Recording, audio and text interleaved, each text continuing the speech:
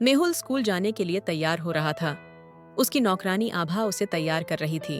तभी मेहुल की मम्मी आशा जी ने आवाज लगाई, आभा, कितना टाइम लगेगा? बाबा को तैयार करने में देर हो रही है।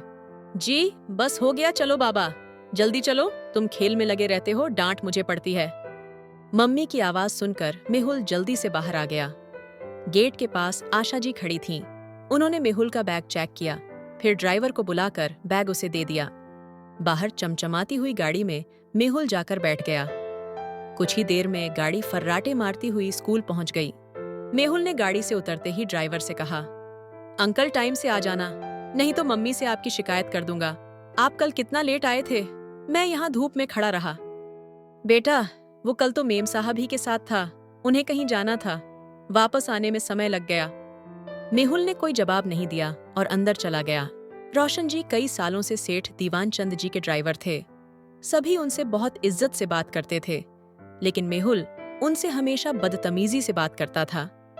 रोशन जी को बुरा लगता था, लेकिन बच्चा है इसलिए वो कभी उसकी शिकायत नहीं करते थे। आज सही समय पर रोशन जी मेहुल को लेने पहुंच गए। छुट्टी होते ही मेहुल बाहर आया। रोशन जी ने उसके कंधे से बैग उतारा और पानी की बोतल हाथ में लेकर गाड़ी में रखी। मेहुल गाड़ी में बैठा तो झल्ला गया। आपको दिखाई नहीं देता गाड़ी कितनी गर्म हो रही है? ऐसी पहले से क्यों नहीं चलाया? मैं गर्मी में मरता रहूं, आज तो मैं आपकी शिकायत करके ही रहूंगा। रोशन जी ने जवाब नहीं दिया, जल्दी से ऐसी चला दिया और घर की ओर चल दिए। अगले दिन दीवान चंद जी घर पर ही थे। सुबह जब रोशन जी ड्यूटी पर पहुंचे थे, आशा जी ने उन्हें अंदर बुलाया। रोशन जी, मेहुल कह रहा था कि परसों आप उसे देर से लेने पहुंचे और कल उसे गर्म गाड़ी में बैठा दिया। आपसे काम नहीं होता तो बता दीजिए। रोशन जी ने सर झुकाते हुए जवाब दिया, मालकिन, परसों तो आप ही को लेकर गया था। आपको तो पता है वापस आने में देर हो गई।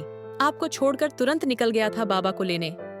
कल मैं ऐसी चलाना भूल गया था, लेकिन बाबा के बैठते ही मैंने तुरंत ऐसी चला दिया था। दीवान चंद सब सुन रहे थे। उन्होंने कहा, कोई बात नहीं रोशन जी, आप जाइए। उनके जाने के बाद उन्होंने आशा जी से कहा, रोशन जी, मेरे पिताजी के समय से काम कर रहे हैं, कभी लापरवाही नहीं की, लेकिन हम मेहुल को कुछ ज्यादा ही आराम दे रहे हैं। थोड़ी देर गर्मी में बैठ गया तो क्या हो गया? इतना ऐशो आराम उसके लिए घातक बन जाएगा।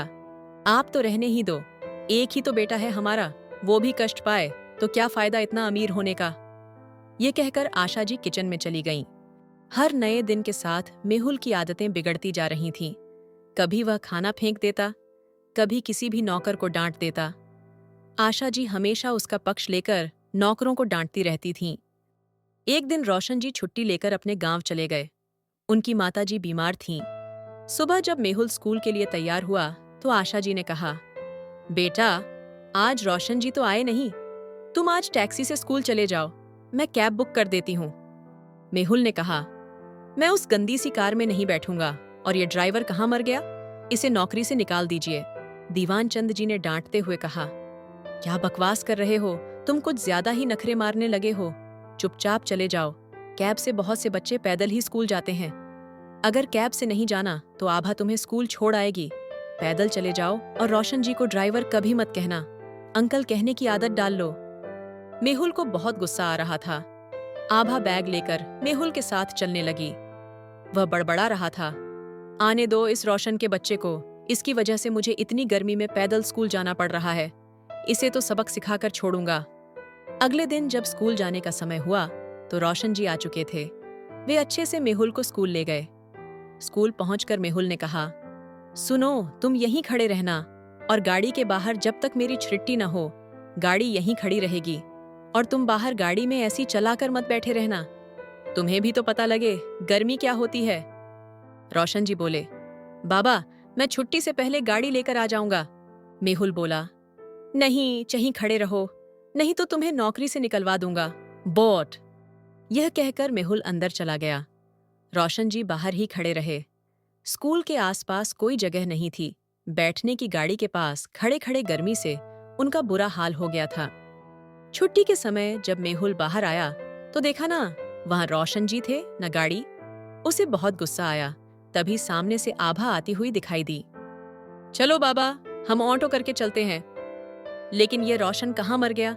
मैंने उससे कहा था यहीं खड़ा रह। आभा बोली, वो तो यहीं खड़े थे, लेकिन गर्मी से चक्कर खाकर गिर पड़े। उन्हें अस्पताल में एडमिट कराया गया है। आह! यह सुनकर मेहुल के पैरों तले जमीन खिसक गई। वह घर पहुंचा तो देखा मम्मी पापा वहां नहीं है। मेहुल बैठकर रोने लगा कि उसे अब डांट पड़ेगी, ये सब उसकी वजह से हुआ है।